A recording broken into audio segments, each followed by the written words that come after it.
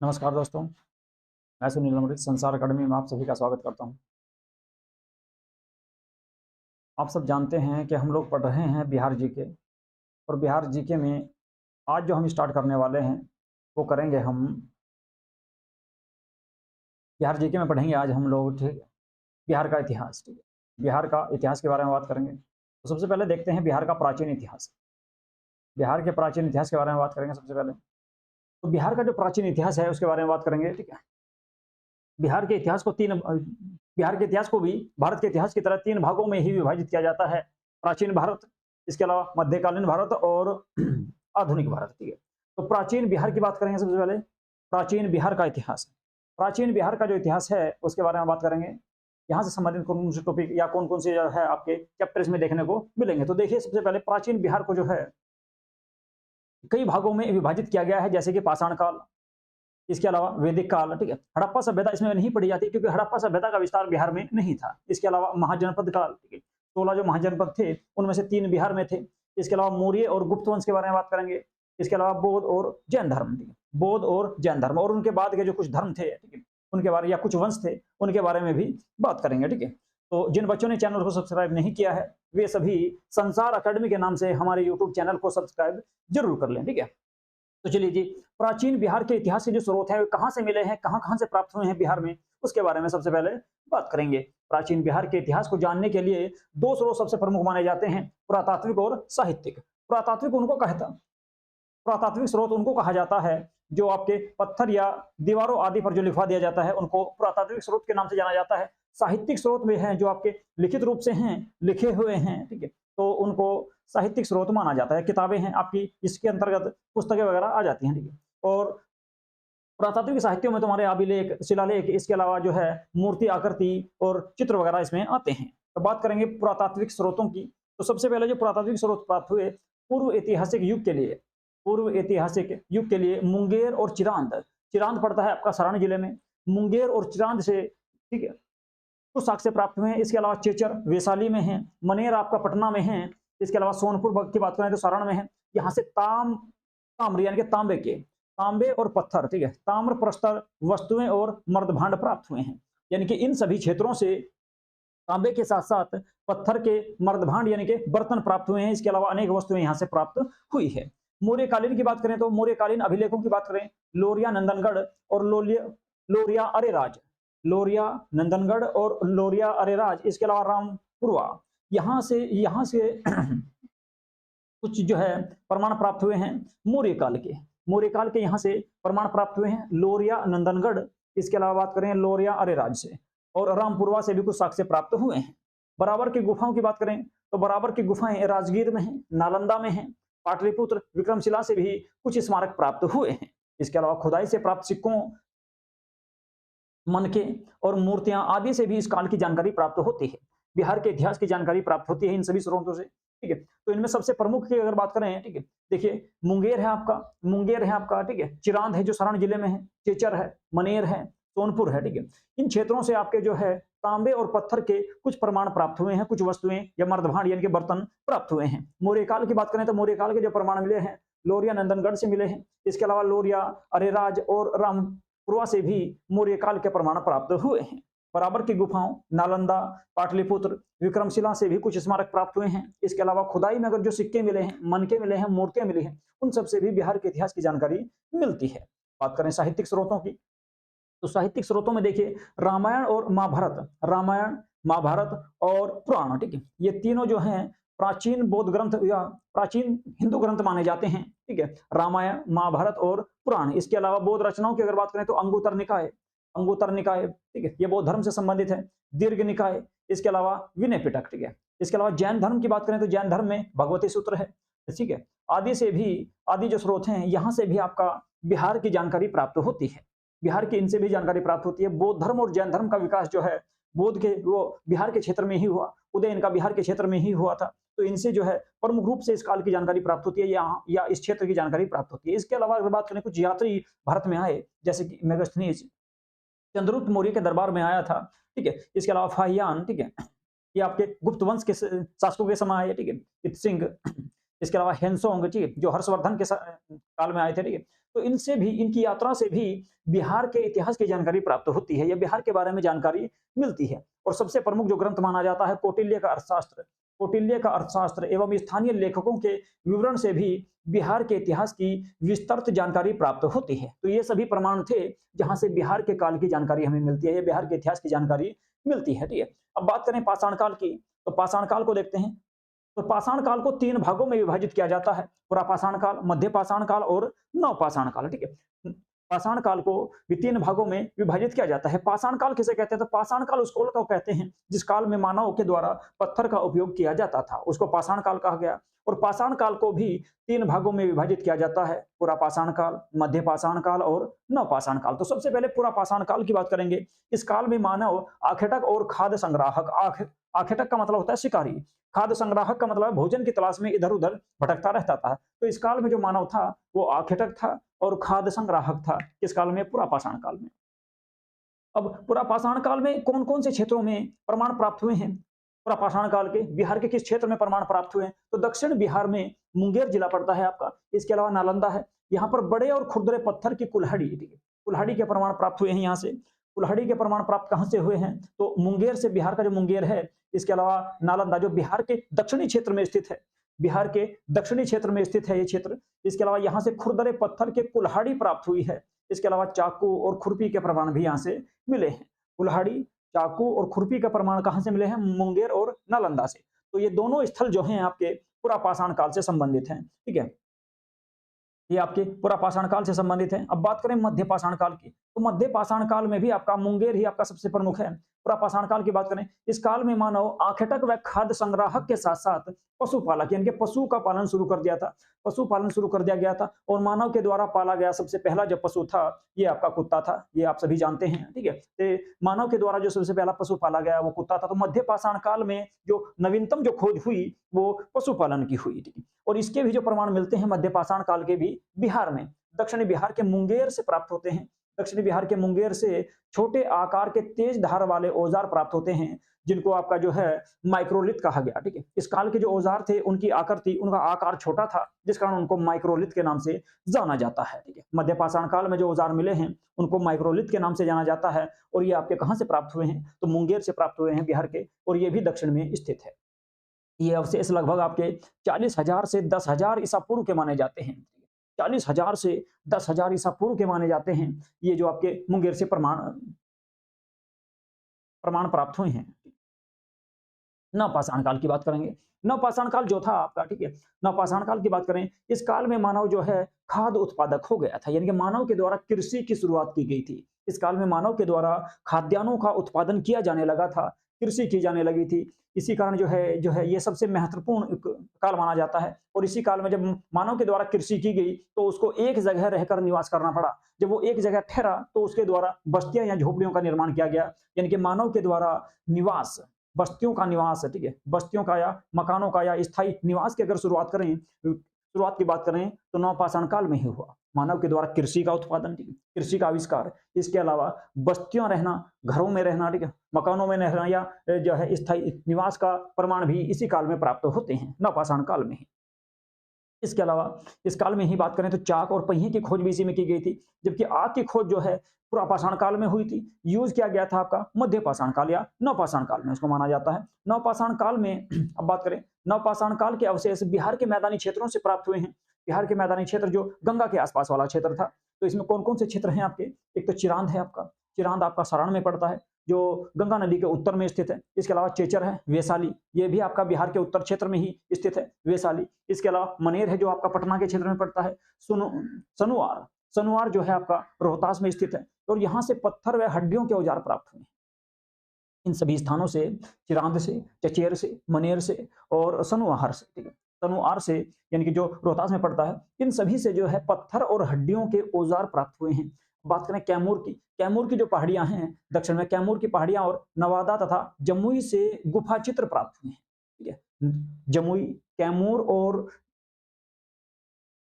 नवादा जो जिला पड़ता है आपका बिहार का, यहाँ से गुफा चित्र प्राप्त हुए हैं। और ये जो अवशेष प्राप्त हुए हैं ये 2500 ईसा पूर्व के आसपास के माने जाते हैं। 2500 ईसा पूर्व के आसपास के ये जो है अवशेष माने जाते हैं। तो ये नवपाषाण काल के कुछ क्षेत्र थे आपके चिरांद, चचेर, जो है मनेर, इसके अलावा सनवार। और अगर बात करें कैमूर की पहाड़ियों में नवादा और जमुई का क्षेत्र भी इसमें कह सकते हैं। चलिए जी आगे बात करेंगे। नवपाषाण काल के बाद एक काल आता है आपका ताम्रपाषाण काल, यानी कि तांबे और पत्थर दोनों का मिला जुला जो काल था उसको ताम्रपाषाण काल के नाम से जाना जाता है। इसके भी कुछ प्रमाण प्राप्त हुए हैं बिहार के। बिहार से कहां कहां से मिले हैं? तो एक है आपका चिरांद, जो है आपका चिरांद से प्राप्त हुआ है, सोनपुर से प्राप्त हुए हैं। इसके अलावा ताराडीही, ताराडीही के अलावा चचेर, वो चेचर, चेचर के अलावा मनेर और सनवार, ये क्षेत्र हैं आपके जहां से तांबे के भी प्रमाण, पत्थर के साथ साथ तांबे के भी प्रमाण प्राप्त हुए हैं। इसीलिए इस काल को जो है ताम्रपाषाण काल के नाम से जाना जाता है। इस काल के औजार अतिरिक्त ताम्र उपयोग के प्रमाण मिले हैं, इनके तांबे का प्रमाण जो है उपयोग यहाँ से किया जाता था। इस काल के जो अवशेष जो प्राप्त हुए हैं वो 1000 ईसा पूर्व के आसपास माने गए हैं। 1000 ईसा पूर्व के आसपास का ये जो है अवशेष माने गए हैं तांबे और पाषाण काल के काल को। बात करेंगे इसके बाद वैदिक काल। देखिए हड़प्पा सभ्यता थी इसके बीच में। हड़प्पा सभ्यता के जो प्रमाण है वो बिहार से नहीं प्राप्त होते। कि हड़प्पा सभ्यता गंगा नदी के जो है, जो आपका मेरठ में जो पड़ता है, ठीक है, आलमगीर, ठीक है, वो सबसे पूर्वी स्थल माना जाता है। उसके बाद जो है हड़प्पा सभ्यता के प्रमाण प्राप्त नहीं हुए, तो इसलिए बिहार में जो है हड़प्पा सभ्यता को, बिहार की जीके में हड़प्पा सभ्यता को नहीं पढ़ा जाता। तो बिहार के प्रमाण जो है, सॉरी, हड़प्पा सभ्यता के प्रमाण बिहार में नहीं थे, ठीक है। तो इसलिए बिहार की जीके में इसको शामिल नहीं किया जाता, ठीक है। चलिए बात करेंगे वैदिक काल की। तो वैदिक काल जो था आपका, वैदिक काल जो था इसको 1500 बीसी से 600 बीसी तक माना जाता है। 600 बीसी तक इसका जो है टाइम पीरियड माना जाता है। 1500 बीसी से 600 बीसी के आसपास तक जो है वैदिक काल माना जाता है। वैदिक काल को भी आपका दो भागों में विभाजित किया गया है, पूर्व वैदिक काल और उत्तर वैदिक काल। पूर्व वैदिक काल जो था आपका 1500 से लेकर 1000 बीसी के आसपास था, ईसा पूर्व के आसपास था। और आपका उत्तर वैदिक काल जो माना जाता है वो 1000 से लेकर 6000 ईसा पूर्व तक माना जाता है। तो आर्यों द्वारा स्थापित सभ्यता को वैदिक सभ्यता के नाम से जाना जाता है। आर्यों द्वारा स्थापित सभ्यता को वैदिक सभ्यता के नाम से जाना गया, क्योंकि इस सभ्यता का स्थान जो है, इतिहास जो है वो वेदों पर स्थित है। वैदिक सभ्यता का जो इतिहास है वो वेदों पर स्थित है। वेदों के आधार पर इसको स्थापित किया गया है और वेदों के आधार पर इसको माना जाता है। तो वैदिक सभ्यता को दो भागों में विभाजित किया गया है। मैंने आपको बताया कि आपका जो है पूर्व वैदिक काल, जिसको ऋग्वैदिक काल के नाम से भी जानते हैं, कि 1500 से 1000 ईस्वी तक रहा, 1500 से 1000 ईसा पूर्व तक रहा, बीसी तक माना जाता है। इसके अलावा उत्तर वैदिक काल जो है 1000 से लेकर 600 बीसी तक या 600 ईसा पूर्व तक माना जाता है। पूर्व वैदिक काल को ऋग्वैदिक सभ्यता का विस्तार बिहार में नहीं था, ठीक है। ये देखिए पूर्व वैदिक या वैदिक काल, जो ये वाला शुरू का जो काल था, ठीक है, इसका जो विस्तार था वो बिहार में नहीं था, ये केवल उत्तर प्रदेश के क्षेत्र तक ही माना जाता है। इसके अलावा बात करें उत्तर वैदिक काल की, तो उत्तर वैदिक काल में आर्यों का विस्तार गंडक नदी के तट तक बिहार के क्षेत्र में हुआ, ठीक है, गंडक नदी के तट तक, ठीक है, गंडक नदी के तट तक, यानी कि ये कह सकते हैं कि बिहार का जो पश्चिमी क्षेत्र था केवल उसी क्षेत्र में जो है आर्यों का विस्तार रहा। अब बात करें बिहार के भौगोलिक क्षेत्र की, बिहार के भौगोलिक क्षेत्र की प्रथम चर्चा की अगर बात करें तो शतपथ ब्राह्मण में मिलती है। शतपथ ब्राह्मण में मिलती है, ये आपका जो है ऋग्वैदिक काल का ही एक ब्राह्मण है। इसमें सबसे पहले बिहार के बारे में चर्चा की गई है, बिहार के क्षेत्र के बारे में कुछ थोड़ी बहुत चर्चा की गई है, जो 800 ईसा पूर्व के आसपास की है, 800 ईसा पूर्व के आसपास की मानी जाती है। यह रचना जो है आपकी, ठीक है, शतपथ ब्राह्मण की जो रचना की गई थी वो 800 बीसी के आसपास की गई थी और इसमें बिहार के बारे में चर्चा की गई है। बिहार को विधेय के रूप में, बिहार को विधेय कहकर पुकारा गया है। बिहार को विधेय कहकर पुकारा गया है, जो तिरहुत और मिथिला यानी कि नेपाल से लगा हुआ जो क्षेत्र था ऊपर वाला, ठीक है, नेपाल से लगा हुआ जो क्षेत्र था, तिरहुत और मिथिला वाला जो क्षेत्र था, उसमें जो है इसको बिहार को विधेय कहकर संबोधित किया गया है। किसमें? शतपथ ब्राह्मण में। तो आपका यहाँ से क्वेश्चन बनेगा आपका कि बिहार का सबसे पहले किस ग्रंथ में उल्लेख मिलता है? तो शतपथ ब्राह्मण में मिलता है। और क्या नाम मिलता है? तो विधेय नाम मिलता है। और किस क्षेत्र में था ये? तिरहुत और मिथिला वाले क्षेत्र में ये क्षेत्र था, ठीक है। इसके बाद ऋग्वेद में बिहार को कीकट या व्रात्य, बिहार को ऋग्वेद में कीकट या व्रात्य शब्द से संबोधित किया गया है। बिहार को कीकट भी कहा गया है, इसके अलावा व्रात्य भी कहा गया है बिहार को ही। वराह पुराण जो है आपका, वराह पुराण में बिहार को, वराह पुराण में कीकट को अपवित्र प्रदेश माना गया है। यानी कि कुल मिलाकर कीकट जो है उसको अपवित्र प्रदेश माना गया है। किसमें? वराह पुराण में, ठीक है। जो आपके पुराण हैं उन पुराणों में एक पुराण है वराह पुराण, उसमें बिहार को कीकट कहकर पुकारा गया है और कीकट को एक अपवित्र देश या एक अपवित्र क्षेत्र माना गया है, ठीक है। तो ये थे कुछ आपके जो बिहार में जिसकी जानकारी प्राप्त होती है। तो सबसे पहले शतपथ ब्राह्मण में मिलती है, विधेय उसमें कहा गया है। इसके अलावा क्षेत्र की अगर बात करें तो तिरहुत और मिथिला वाला था। ऋग्वेद में अगर बात करें तो ऋग्वेद में बिहार को कीकट या व्रात्य कहकर संबोधित किया गया है और वराह पुराण में कीकट को एक अपवित्र क्षेत्र या प्रदेश माना गया है। बात करें महाजनपदों की, तो महाजनपदों की जो आपकी जो है 600 बीसी के आसपास 16 महाजनपदों की जानकारी प्राप्त होती है और 16 महाजनपदों की जो जानकारी मिलती है वो अंगुत्तर निकाय जो आपका ठीक है जैन धर्म वो सॉरी बौद्ध धर्म का एक प्रसिद्ध ग्रंथ माना जाता है। बौद्ध धर्म का प्रसिद्ध ग्रंथ माना जाता है जिसका नाम है अंगुत्तर निकाय और जैन धर्म का भगवती सूत्र, जैन धर्म का भगवती सूत्र, जैन धर्म का भगवती सूत्र, इन दोनों ग्रंथों में 16 महाजनपदों की जानकारी प्राप्त होती है। पहली बार 16 महाजनपदों की जानकारी जो मिलती है अंगुत्तर निकाय और भगवती सूत्र नामक ग्रंथों में प्राप्त होती है। ठीक है, तो 16 महाजनपदों की बात करें तो 16 महाजनपदों में से आपके 8 उत्तर प्रदेश में और 3 आपके बिहार में थे। तो हमें केवल बिहार जीके पढ़ रहे हैं, तो बिहार के जो 3 क्षेत्र थे या 3 महाजनपद थे उनके बारे में बात करेंगे। कौन कौन से थे? एक था आपका वज्जी, वज्जी या लिच्छवी इसको कहा जाता था और इसमें जो वर्तमान क्षेत्र की बात करें तो वैशाली और मुजफ्फरपुर का जो क्षेत्र है वो इसके अंतर्गत आता था। मगध की बात करें, मगध साम्राज्य बहुत ज्यादा विशाल रहा और इसके अंतर्गत पटना, गया, नालंदा क्षेत्र आता था। पटना, गया और नालंदा का क्षेत्र इसके अंतर्गत शामिल किया जाता था मगध के अंतर्गत। और अंग जो था ये आपका पश्चिम बंगाल से लगा हुआ क्षेत्र में जो है आपका भागलपुर और मुंगेर का क्षेत्र माना जाता है इसके अंतर्गत, तो ये अंग था। ठीक है, तो इन सब के बारे में बात करेंगे। ठीक है, इन 3 महाजनपदों को पढ़ना है विस्तार से। तो देखिएगा आपका सबसे पहले पढ़ेंगे वज्जी संघ, वज्जी संघ या महाजनपद, वज्जी महाजनपद, वज्जी संघ या वज्जी महाजनपद। ठीक है, वज्जी संघ 8 राज्यों का एक समूह था और ये विश्व का सबसे पहला जो है आपका ठीक है लोकतंत्र या गणतंत्र देश या गणतंत्र क्षेत्र माना जाता है। ठीक है, वज्जी जो है 8 राज्यों का संघ था। ठीक है, 8 राज्यों का संघ था, इसलिए इसको अटटकुल के नाम से भी जाना जाता है, अटटकुल के नाम से भी जाना जाता है। वज्जी, लिच्छवी, जात्रक, विधेय, अग्र, भोग, कुरु और इक्ष्वाकु। ठीक है, वज्जी, लिच्छवी, ठीक है, जात्रक, जात्रक के अलावा इसमें शामिल था विधेय, उग्र, भोग, कुरु और इक्ष्वाकु। ठीक है, ये 8 क्षेत्र इसमें शामिल थे।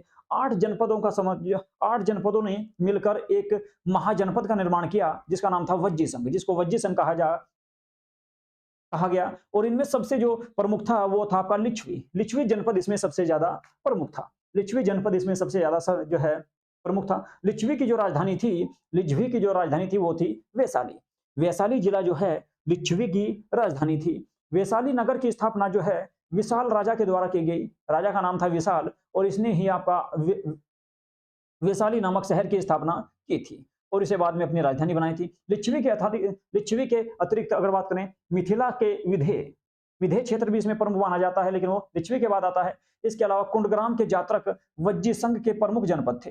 ठीक है, कुंडग्राम के जात्रक जो थे आपके, जिससे आपका महावीर स्वामी संबंधित है, महावीर स्वामी से जो संबंधित है, वज्जी संघ के प्रमुख जनपद माने जाते हैं। ठीक है, इसके अलावा बात करें वज्जी संघ या लिच्छवी को विश्व का प्रथम गणतंत्र संघ माना जाता है या देश माना जाता है या क्षेत्र माना जाता है किसको? वज्जी को, वज्जी या लिच्छवी को। तो ये था आपका वज्जी के बारे में। अब बात करेंगे आपका मगध जनपद, मगध महाजनपद की अगर बात करें तो ये आपका जो है शुरुआत में इसका गठन हुआ लेकिन बाद में ये सबसे विशाल जनपद यही बनकर उभरा और इसने सभी महाजनपदों को अपने जनपद में शामिल कर लिया और मगध महासाम्राज्य के नाम से इसको जाना गया बाद में। बात करते हैं मगध की। मगध राजनीतिक, आर्थिक और भौगोलिक कारण से सभी महाजनपदों से सबसे अधिक शक्तिशाली था, सबसे अधिक शक्तिशाली था ये। ठीक है, सबसे अधिक शक्तिशाली था राजनीतिक, आर्थिक और भौगोलिक कारण के कारण। ठीक है, इस क्षेत्र में जो है सबसे तेजी से विकास हुआ राजाओं का। तो मगध की प्रारंभिक राजधानी की बात करें तो मगध की जो प्रारंभिक राजधानी थी वो थी आपकी गिरिव्रज या राजगृह। ठीक है, और यह 5 पहाड़ियों से घिरा हुआ नगर था। गिरिव्रज या राजगृह जो था ये 5 पहाड़ियों से घिरा हुआ क्षेत्र था। मगध का जो विस्तार है मुख्य रूप से आपका पटना और गया के क्षेत्र में माना जाता है। पटना और गया के क्षेत्र में मगध साम्राज्य का विस्तार प्रमुख रूप से माना जाता है। मगध और अंग महाजनपद का वर्णन सर्वप्रथम अथर्ववेद में मिलता है। अथर्ववेद में जो है आपके जो 4 वेद हैं, ठीक है, 4 वेद हैं, ऋग्वेद, ठीक है, सामवेद, यजुर्वेद, अथर्ववेद। ठीक है, अथर्ववेद में सबसे पहले मगध और अंग का वर्णन देखने को मिलता है। अब बात करें अंग जनपद की। ठीक है, तो अंग जनपद की बात करेंगे। अंग महाजनपद जो है, अंग महाजनपद का विस्तार भागलपुर और मुंगेर के क्षेत्र में था। भागलपुर और मुंगेर जो पड़ता है बिहार का सबसे पूर्वी क्षेत्र माना जाता है, पश्चिम बंगाल के आसपास, झारखंड और पश्चिम बंगाल की सीमा में है आपका भागलपुर और मुंगेर का जो क्षेत्र है। तो यहाँ पर अंग महाजनपद था। अंग महाजनपद की राजधानी की अगर बात करें तो इसकी राजधानी चंपा हुआ करती थी, चंपा थी। ठीक है, चंपा इसकी राजधानी थी। और अंग के अंतिम शासक की बात करें तो बृहदत्त था। बृहदत्त को हराकर बिंबिसार ने अंग को मगध साम्राज्य में शामिल कर लिया था, ठीक है। तो इसको जो है अंग ज्यादा दिन तक नहीं रहा, इसको मगध साम्राज्य में शामिल कर लिया गया था। अब बात करेंगे मगध की, ठीक है। तो मगध को ही आपका डिटेल से पढ़ते हैं और इसी के राजाओं के बारे में पढ़ते हैं, ठीक है। देखिए बिहार का जो इतिहास है, प्राचीन बिहार का जो इतिहास है, ये आपका भारत के प्राचीन इतिहास से लगभग मिलता जुलता है, ठीक है। लगभग आपका जो है इसी क्षेत्र को आप जो है इन्हीं आपके जो टॉपिक हैं ये सारे के सारे, ये आप जो है प्राचीन भारत के इतिहास में भी पढ़ते हैं। तो मगध का उत्कर्ष के बारे में बात करेंगे। चलिए जी, तो देखिए मगध का उत्कर्ष है, इसके बारे में बात करेंगे। मगध का उत्कर्ष कैसे हुआ, या मगध के पहले राजा कौन थे, राजवंश कौन कौन से थे इसमें। तो मगध की जो स्थापना की थी वो बृहद्रथ के द्वारा की गई थी। बृहद्रथ ने मगध की स्थापना की थी और बृहद्रथ का पुत्र जरासंध इस वंश का सबसे प्रमुख शासक माना जाता है, ठीक है। मगध की जो स्थापना की गई थी बृहद्रथ के द्वारा की गई थी और इसका जो पुत्र था जिसका नाम था जरासंध, ये इस वंश का सबसे प्रतापी शासक माना जाता है या सबसे प्रमुख शासक माना जाता है प्रारंभ में।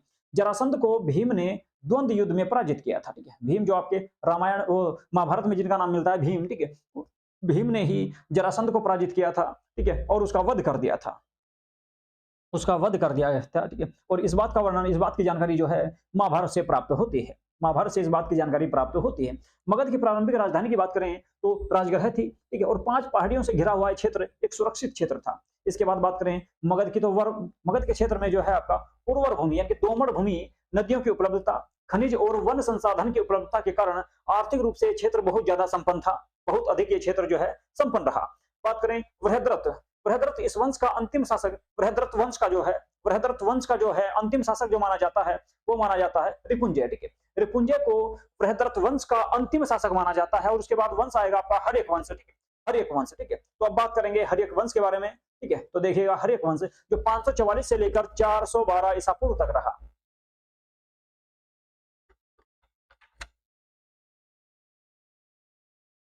चलिए जी हर्यक वंश को देखते हैं। तो इस वंश का जो संस्थापक था वो था आपका बिंबिसार। बिंबिसार ने 544 ईसा पूर्व में इस वंश की स्थापना की और बिंबिसार को मगध का वास्तविक संस्थापक भी माना जाता है। बिंबिसार को ही मगध वंश का वास्तविक संस्थापक माना जाता है और यही हर्यक वंश का पहला शासक या संस्थापक भी माना जाता है। बिंबिसार ने विवाह नीति के माध्यम से अपने साम्राज्य का विस्तार किया, ठीक है। और जो है इसने युद्ध ना करके, बिंबिसार ने युद्ध न करके विवाह के माध्यम से अपने साम्राज्य का विस्तार किया और इसने सबसे पहला जो विवाह किया था, ठीक है, वो क्या था, कौशल देवी के साथ। कौशल देवी जो है कौशल की राजकुमारी थी, इनके साथ इसने विवाह किया और इनको दहेज में यहाँ से काशी का क्षेत्र प्राप्त हुआ था, ठीक है।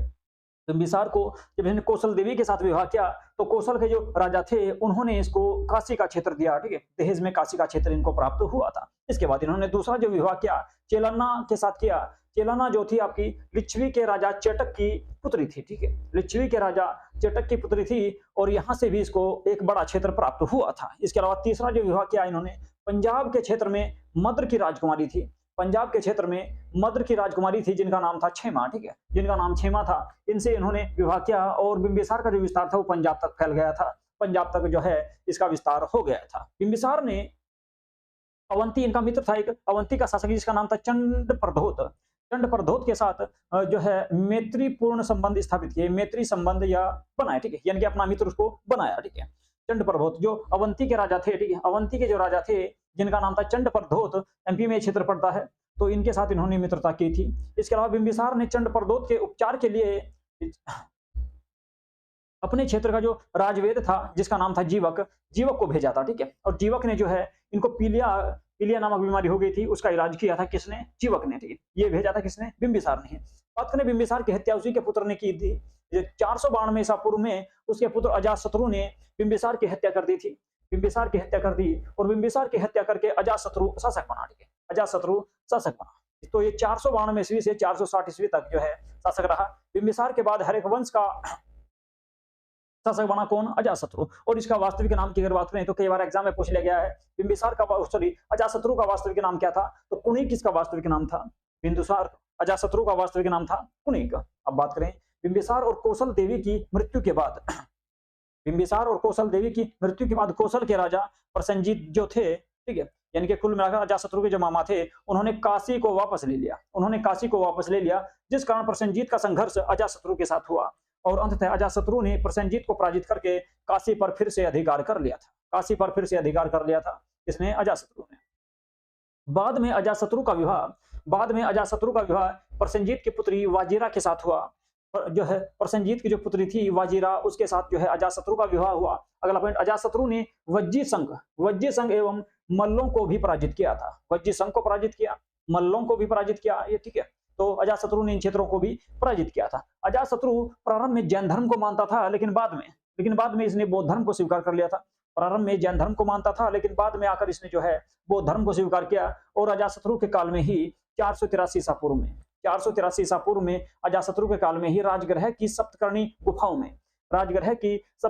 गुफाओं में प्रथम बौद्ध संगति का आयोजन हुआ, प्रथम बौद्ध बैठक का आयोजन हुआ था। ठीक है, इसके बारे में आगे डिटेल से पढ़ेंगे बौद्ध धर्म, तो उसमें मैं आपको बताऊंगा। ठीक है, अगले पॉइंट की बात करते हैं। तो सिंहल अनुसूर्ति के अनुसार, ठीक है, सिंहल अनुसूर्ति के अनुसार 460 ईस्वी में उदयन ने अपने पिता अजातशत्रु की भी हत्या कर दी। ठीक है, यानी कि कुल मिलाकर जो है अजातशत्रु ने अपने पिता बिंबिसार की हत्या की और उसके पुत्र, ठीक है, अजातशत्रु के पुत्र उदयन ने इसकी हत्या कर दी, अपने पिता की हत्या की और ये गद्दी पर बैठा। ठीक है, तो उदयन ने अपनी राजधानी राजगृह के स्थान पर पाटलिपुत्र को बनाई और पाटलिपुत्र की स्थापना भी उदयन के द्वारा ही की गई थी। गंगा, सोन और गंडक नदी के संगम पर यह शहर स्थित था। शहर बसाया पाटलिपुत्र और इसी को अपनी राजधानी बनाई किसने? उदयन ने। ठीक है, उदयन के 3 पुत्र थे, एक का नाम था अनिरुद्ध, एक का नाम था मुंडक और एक का नाम था नागदशक। नागदशक जो था इस वंश का अंतिम शासक था। और देखिए हर एक वंश को पितृहंता वंश के नाम से भी जाना जाता है, क्योंकि इसमें जो है पिताओं को मारकर जो है उनके पुत्र शासक बनते थे, इसलिए इस वंश को पितृहंता वंश के नाम से भी जाना जाता है। हर एक वंश के बाद अगर बात करें तो वो आएगा आपका शिशुनाग वंश। शिशुनाग वंश जो है 412 से 344 ईसा पूर्व तक रहा। तो शिशुनाग वंश के बारे में बात करेंगे। शिशुनाग वंश, ठीक है, शिशुनाग ने हर एक वंश के अंतिम शासक नागदशक की हत्या करके शिशुनाग वंश की स्थापना की और ये नागदशक का ही सेनापति हुआ करता था शिशुनाग। ठीक है, और इसने शिशुनाग वंश की स्थापना की। हर एक वंश को इसने अंत कर दिया। शिशुनाग ने अपनी जो राजधानी बनाई वो पाटलिपुत्र के स्थान पर वैशाली बनाई। देखिए सबसे पहले राजधानी थी राजगृह के बाद बनी कौन सी? आपकी पाटलिपुत्र के बाद वैशाली। ठीक है, तो शिशुनाग ने बना दी कौन सी राजधानी? अपनी वैशाली को। ठीक है, शिशुनाग ने अवंती के राजा अवंतीवर्धन को पराजित किया। शिशुनाग ने अवंती के राजा अवंतीवर्धन को पराजित करके अवंती को मगध साम्राज्य में, यानी कि एमपी तक जो है मगध साम्राज्य फैल गया। अवंती जो था आपका एमपी के क्षेत्र में पड़ता है, तो इसको भी इसने आपका जो है अपने क्षेत्र में शामिल कर लिया, मगध साम्राज्य में शामिल कर लिया। इसके अतिरिक्त इसने जो है वैशाली के जो है शिशुनाग ने वत्स और कौशाम्बी को भी मगध साम्राज्य में शामिल किया। जो कौशाम्बी वर्तमान में आपका जो है उत्तर प्रदेश में पड़ता है, यहाँ तक इसने अपने क्षेत्र को फैला दिया, यानी कि उत्तर प्रदेश तक। बिहार का जो क्षेत्र था मगध साम्राज्य में इसने क्या किया? बिहार को शामिल कर लिया, उत्तर प्रदेश को शामिल कर लिया, एमपी को शामिल कर लिया। ठीक है, और एमपी के अलावा जो है पंजाब का क्षेत्र मद्र की जो राजकुमारी थी, ठीक है, खेमा, वहां तक भी जो है इनका साम्राज्य स्थित था। अब बात करें 394 ईस्वी की, तो 394 ईस्वी में शिशुनाग वंश की मृत्यु के बाद उसका पुत्र कालाशोक गद्दी पर बैठा। कालाशोक जो है जिसे काकवर्ण के नाम से भी जाना जाता है, ये आपका गद्दी पर बैठा जो शिशुनाग का पुत्र था। कालाशोक के समय राजधानी फिर से पाटलिपुत्र को बना दिया गया। कालाशोक ने राजधानी चेंज की और फिर से पाटलिपुत्र बना दी, वैशाली से पाटलिपुत्र बना दी गई।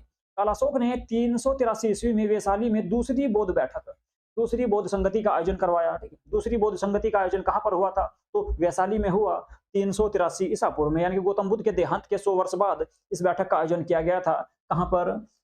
वैशाली, बिहार में। अब बात करें कालाशोक की मृत्यु के बाद उसके 10 पुत्रों ने शासन किया और शिशुनाग वंश की अगर बात करें तो अंतिम जो शासक था उसका नाम था नंदीवर्धन। ठीक है, शिशुनाग वंश का अंतिम शासक की अगर बात करें तो वो नंदीवर्धन था। ठीक है, अब बात करेंगे नंदवंश की। नंदवंश को देख लेते हैं। ठीक है, तो नंदवंश का जो कार्यकाल था वो आपका 344 से लेकर 221 ईसा पूर्व तक माना जाता है। 344 से लेकर 221 ईसा पूर्व तक इस वंश का जो है शासनकाल माना जाता है। और महापद्म नंद जो नंदीवर्धन का ही आपका सेनापति था, उसने नंदीवर्धन की हत्या करके, महापद्म नंद ने नंदीवर्धन की हत्या करके आपका नंद वंश की स्थापना की और शिशुनाग वंश को समाप्त कर दिया। ठीक है, और इसने जो है महापद्म नंद जो था इसने एकराट या एक छत्र की उपाधि धारण की थी। एकराट या एक छत्र की उपाधि धारण किसने की? महापद्म नंद ने। पाली जो ग्रंथें हैं, ठीक है, पाली ग्रंथों में महापद्म नंद को अग्रसेन कहा गया है। अग्रसेन इसको कहा गया है, और पुराणों में इसको जो है परशुराम का अवतार, दूसरा अवतार बताया गया है। पुराणों में महापद्मनंद को परशुराम का दूसरा अवतार बताया गया है या माना गया है। ठीक है, चलिए जी और कुछ बात कर लेते हैं महापद्मनंद के बारे में ही। महापद्मनंद ने पांचाल, इक्ष्वाकु, काशी, ठीक है, इसके अलावा अस्मक, कलिंग और मैथिल आदि राज्यों को पराजित करके मगध साम्राज्य में शामिल कर लिया। ठीक है, इनके मैथिल, कलिंग यानी कि उड़ीसा, अस्मक, काशी, इक्ष्वाकु और पांचाल, ठीक है, उत्तर प्रदेश का बहुत बड़ा क्षेत्र, इसके अलावा उड़ीसा तक इसने अपने क्षेत्र को फैला दिया। ठीक है, विस्तार किया। अब तक 321 ईसा पूर्व तक, यानी कि 321 ईसा पूर्व तक के काल में मगध का सर्वाधिक विस्तार महापद्मनंद के समय में हुआ। महापद्मनंद के काल में मगध साम्राज्य का सबसे अधिक विस्तार हुआ था, इसलिए इसको मगध साम्राज्य का सबसे प्रतापी शासक माना जाता है। मगध साम्राज्य का प्रारंभ में सबसे प्रतापी शासक माना जाता है किसको? महापद्मनंद को, जिसने एकराट की उपाधि भी धारण की थी। इसके अलावा व्याकरण के महान विद्वान जो थे आपके, जिनका नाम था पाणिनि था, ये महापद्मनंद के ही समकालीन थे, यानी कि इसी के समय आपके जो है ये महान विद्वान थे व्याकरण के पाणिनि, इसी के समय थे। इसके बाद बात करें, इस वंश का जो अंतिम शासक है वो था आपका घनानंद, जो आपका महापद्मनंद का ही पुत्र था। ठीक है, घनानंद के समय ही यूनानी शासक सिकंदर ने भारत पर आक्रमण किया था। कब किया था? तो 326 ईसा पूर्व में। 326 ईसा पूर्व में सिकंदर महान का भारत पर आक्रमण हुआ था और उसमें भारत का शासक था घनानंद। नंदवंश आर्थिक और सैन्य रूप से काफी संपन्न था। मगध की सैन्य शक्ति के डर से ही सिकंदर की सेना ने व्यास नदी को पार करने से इनकार कर दिया था। सिकंदर ने जो है पंजाब के शासक पोरस को पराजित किया था। ठीक है, पोरस को पराजित किया था, लेकिन उसकी सेना ने व्यास नदी को पार करने से इनकार कर दिया, क्योंकि जो है नंदवंश का जो शासक था वो बहुत अधिक क्रूर और शक्तिशाली, और उसके पास एक विशाल सेना थी। घनानंद ने अपने दरबार में विद्वान ब्राह्मण चाणक्य का अपमान किया था। चाणक्य का इन्होंने अपमान किया था, और चाणक्य ने चंद्रगुप्त मौर्य की सहायता से घनानंद की हत्या करवा दी थी। ठीक है, चाणक्य ने ही बाद में आपका चंद्रगुप्त मौर्य को तैयार किया और उसकी सहायता से घनानंद की हत्या करवा दी और नंद वंश का पतन किया, और चंद्रगुप्त मौर्य के नेतृत्व में मौर्य वंश की स्थापना की थी। चंद्रगुप्त मौर्य के नेतृत्व में मौर्य वंश की स्थापना हुई थी। ठीक है, तो अब जो हम आगे पढ़ेंगे वो पढ़ेंगे आपका मौर्य वंश। ठीक है, तो मौर्य वंश के बारे में बात करते हैं, मौर्य वंश को भी देख लेते हैं। ठीक है, इसी वीडियो में। इसके बाद मौर्य वंश के बाद जो काल रहेगा उसको हम जो है कल पढ़ेंगे। ठीक है, तो मौर्य वंश के शासक पढ़ लेते हैं इसमें। चलिए, नहीं तो फिर ज्यादा लंबी जो है आप आज की क्लास हो जाएगी। तो मौर्य जो वंश रहा वो आपका 321 से लेकर 184 ईसा पूर्व तक माना जाता है। मौर्य वंश जो है 321 ईसा पूर्व से लेकर 184 ईसा पूर्व तक माना जाता है, और इस वंश का जो संस्थापक था वो चंद्रगुप्त मौर्य था, जिसने 321 से लेकर 298 ईस्वी तक शासन किया। ठीक है, 298 ईसा पूर्व तक शासन किया। ठीक है, तो इसके बारे में बात करेंगे। जस्टिन और स्ट्रैबो ने चंद्रगुप्त को सेंड्रोकोटस कहकर संबोधित किया है।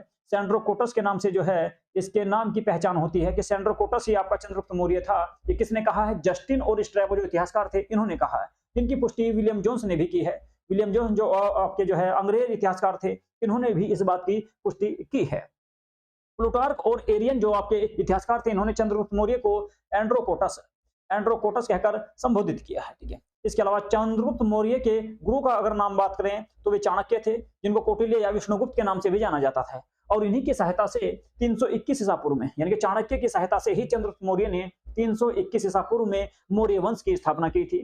ठीक है, तो चंद्रगुप्त मौर्य ने अगर बात करें तो 305 ईसा पूर्व में सिकंदर के उत्तराधिकारी जो सेल्यूकस निकेटर थे, जो पंजाब के क्षेत्र में शासन कर रहे थे, उनके साथ युद्ध किया था। ठीक है, उनके साथ युद्ध किया, और युद्ध के बाद में एक संधि हुई, और संधि के बाद चंद्रगुप्त मौर्य को अफगानिस्तान का जो है आपका काबुल, कंधार, मकरान और हेरात का क्षेत्र प्राप्त हुआ था।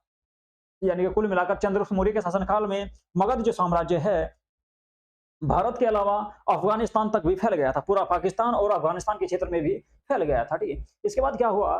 चंद्रगुप्त मौर्य ने भी बदले में सेल्यूकस निकेटर को 500 हाथी उपहार स्वरूप दिए थे। ठीक है, सेल्यूकस निकेटर ने आपके जो है काबुल, कंधार, मकरान और हेरात का क्षेत्र दिया, लेकिन चंद्रगुप्त मौर्य ने उपहार स्वरूप उनको बदले में 500 हाथी दिए थे। इसके बाद युद्ध के पश्चात क्या हुआ? युद्ध के पश्चात जो है सेल्यूकस निकेटर ने अपनी पुत्री का विवाह भी चंद्रगुप्त मौर्य के साथ में कर दिया था, जिसका नाम था हेलन या हेलना, इसको कहा जाता है कार्नेलिया। ठीक है, हेलन कार्नेलिया इनका पूरा नाम था, हेलना के नाम से भी इनको जाना जाता है। तो इनके साथ जो है चंद्रगुप्त मौर्य का विवाह इसके साथ कर दिया गया था। इसके बाद बात करें सेल्यूकस निकेटर जो था, सेल्यूकस निकेटर ने चंद्रगुप्त मौर्य के दरबार में मेगास्थनीज को भेजा था। मेगास्थनीज एक इतिहासकार था, राजदूत बनकर आया था ये आपका चंद्रगुप्त मौर्य के दरबार में, और इसके द्वारा इंडिका नामक पुस्तक लिखी गई थी। इंडिका नामक जो पुस्तक लिखी गई, इसी के द्वारा लिखी गई थी, जिससे मौर्य वंश के काल की जानकारी प्राप्त होती है। इसके बाद बात करें चंद्रगुप्त मौर्य के साम्राज्य का विस्तार उत्तर में हिंदुकुश पर्वत यानी कि अफगानिस्तान अब ईरान तक लेगा, ठीक है, ईरान तक था, ठीक है, हिंदुकुश पर्वत ईरान तक था।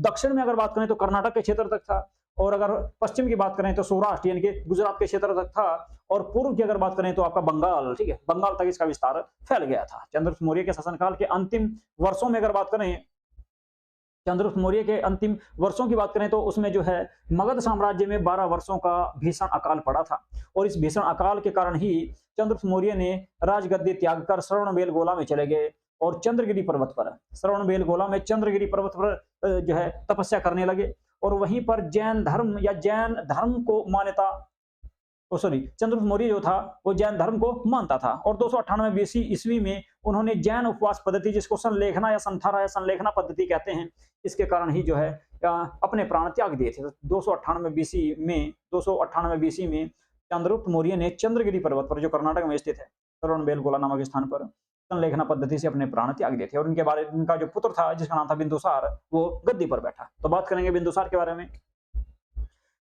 ठीक है।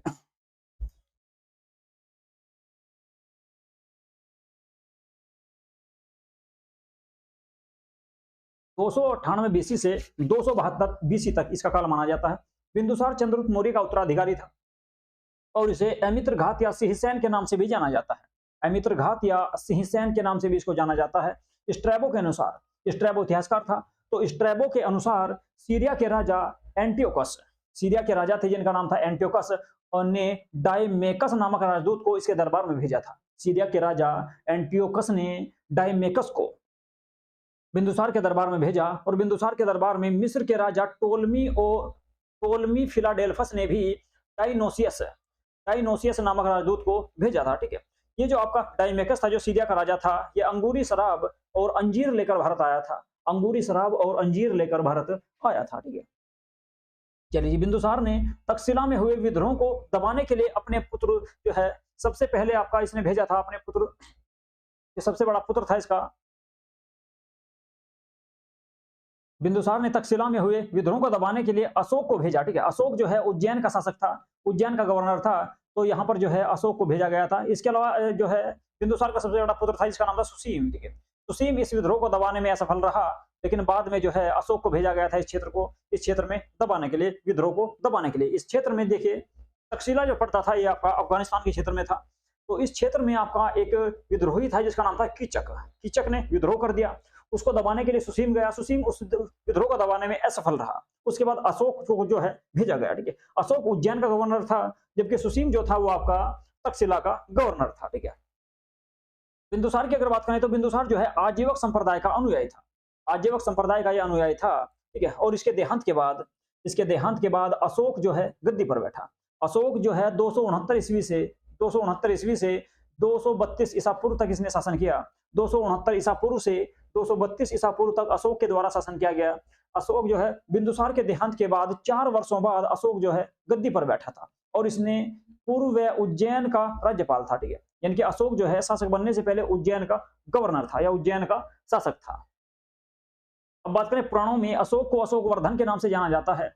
अशोकवर्धन कहकर संबोधित किया गया है। मास्की और गुर्जरा अभिलेख मोस्ट इंपोर्टेंट है आपका।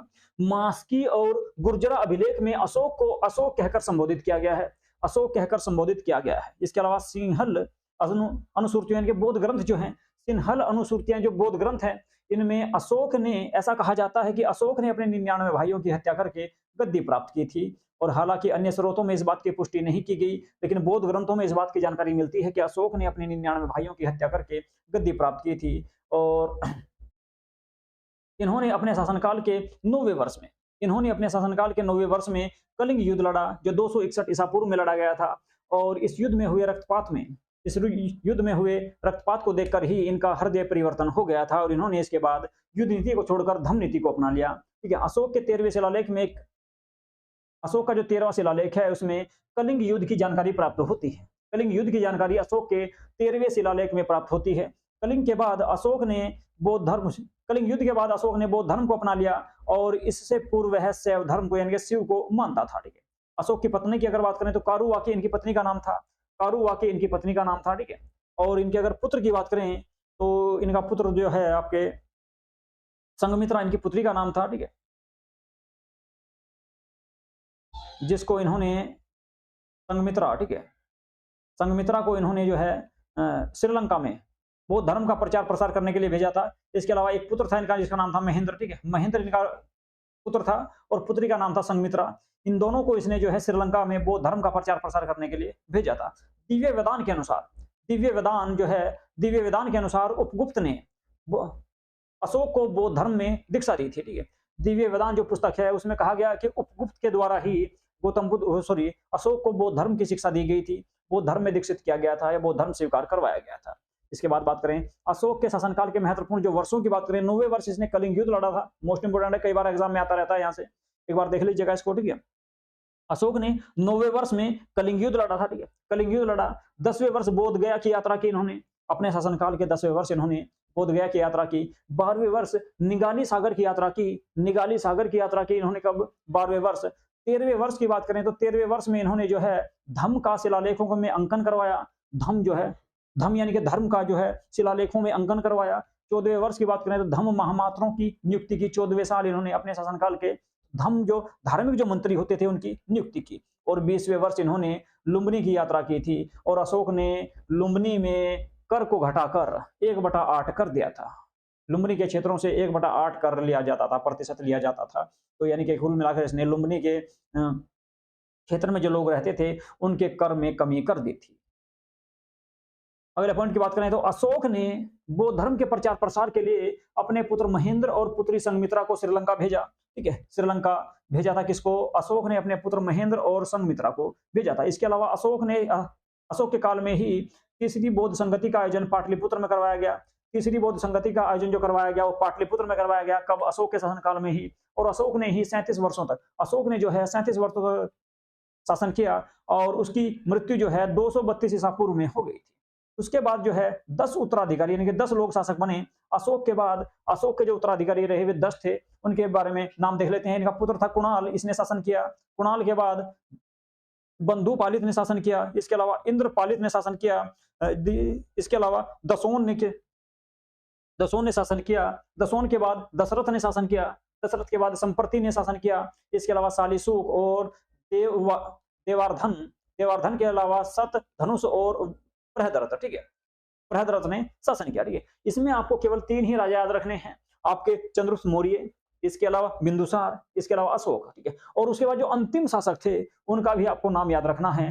तो क्योंकि कई बार पूछ लिया गया कि अशोक वंश का या मौर्य वंश का जो अंतिम शासक था वो कौन था, तो बृहद्रथ मौर्य वंश का अंतिम शासक था। और इसके मौर्य वंश के शासनकाल की अगर बात करें तो 137 वर्षों तक इस वंश के शासकों ने शासन किया। ठीक है, इस वंश के शासकों ने शासन किया और बृहद्रथ की हत्या उसी के सेनापति पुष्यमित्र शुंग के द्वारा कर दी गई थी। और उसके बाद उसने मौर्य वंश का अंत करके शुंग वंश की स्थापना की थी। उसके बाद उसने शुंग वंश की स्थापना की थी। लेकिन उससे पहले हम जो है अगली वीडियो में जो पढ़ेंगे बौद्ध धर्म और जैन धर्म के बारे में बात करेंगे। ठीक है, तो आज की जो क्लास है उसको यहीं पे करेंगे समाप्त। ठीक है, तो जिन बच्चों ने चैनल को सब्सक्राइब नहीं किया है तो संसार अकेडमी के नाम से भी सभी चैनल को सब्सक्राइब जरूर कर लें। ठीक है, तो चलिए करते हैं यहीं पे आज की क्लास को समाप्त। काफी लंबी आपकी जो है आज की क्लास हो गई है। ठीक है, लगभग आपकी 45 मिनट की क्लास हो चुकी है, 44 मिनट के आसपास क्लास हो चुकी है। ठीक है, तो चलिए यहीं पे करेंगे आज की क्लास को समाप्त। नमस्कार।